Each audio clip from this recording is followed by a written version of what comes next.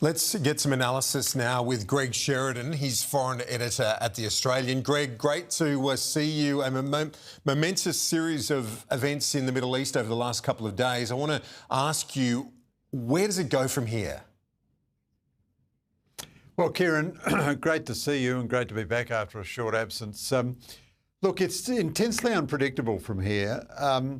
Iran is massively weakened by Trump's action. I think Trump is going to redefine, incidentally, grey zone conflict. The Iranians, even before the Chinese and Russians, were masters of attacking the US without doing it formally with their own military, and thinking that that meant the US wouldn't attack them. Well, that's over.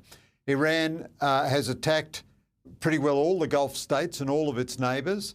I think that's a dumb thing for them to do, although you can see that they're trying to, present their own deterrence by saying that if they survive this, it shows if you attack them, there are region-wide consequences. But they have solidified the very strong anti-Iranian sentiment all through the Gulf and through the region. Those countries will now look even more closely to the US. The US can destroy Iran's missiles and nuclear capabilities and governing capabilities. It's not clear whether they can destroy the regime. And I think the confusing statements we've heard of the administration the last day or so about the objectives now are just to destroy missiles, not to change the regime. I think that's inherently dishonest. They want to change the regime, but I think they'll have to keep going for some time to have any chance of that.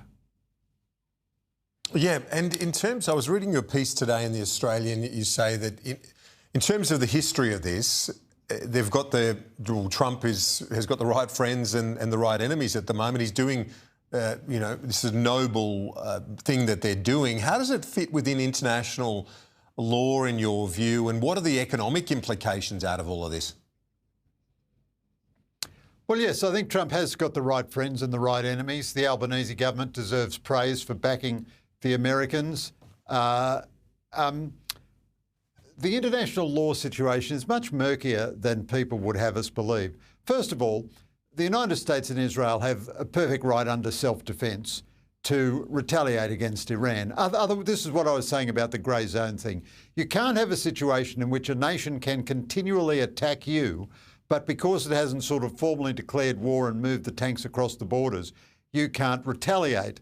The second observation is that international law is in any event a load of baloney. No one pays a blind bit of attention to it. Iran never paid a blind bit of attention to it.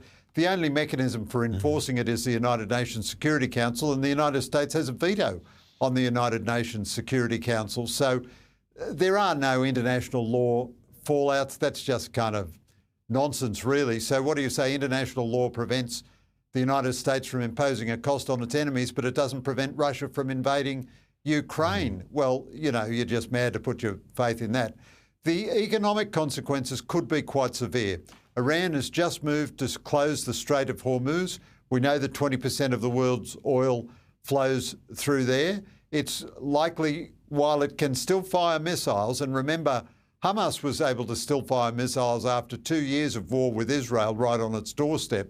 While Iran can still fire missiles, it may well target more explicitly oil facilities in the Gulf, just to say, well, if you're going to attack us, there's going to be chaos. Now, I think that would lead to an escalation by the United States and by the Gulf states. But you could easily see a very big rise in oil prices, and that would be obviously bad for Australia. It'd probably be temporary, but it's pretty combustible for the next few weeks.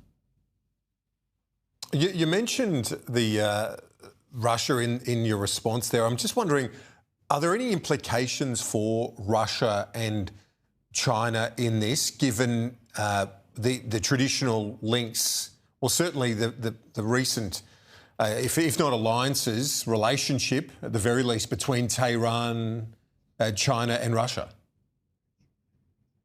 Yeah, Russia and China have very big implications arising out of this. But it has to be said, both positive and negative. So the negative implication is that they have reason to be scared of Donald Trump. The world is secure when the bad guys are scared of the American president.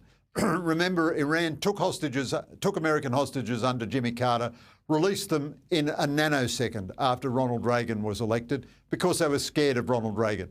So Russia and China take one lesson. Trump will take decisive military action if you push him the wrong way. Secondly, they probably lose a functional ally. Iran has been supplying drones to Russia and supplying oil to China.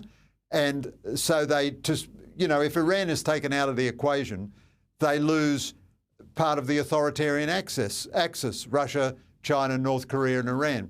However, sad to say, there are some positive outcomes for Russia and China out of this too. If the price of oil goes up, that helps Russia because it still is a big energy exporter. And then there's this other very unpleasant, unavoidable truth. The West, despite years of war in Ukraine and the drumbeat of massive Chinese military modernisation, has not increased its industrial capacity to the point that it needs to be able to resupply these weapons.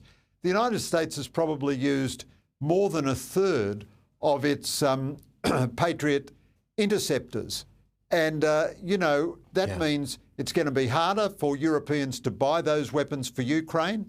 And God forbid, if anything should go haywire with China, the US has a depleted arsenal. Now, both Europe and the United States and, of course, Australia are at fault for not reforming their industrial base to have a much bigger production of munitions.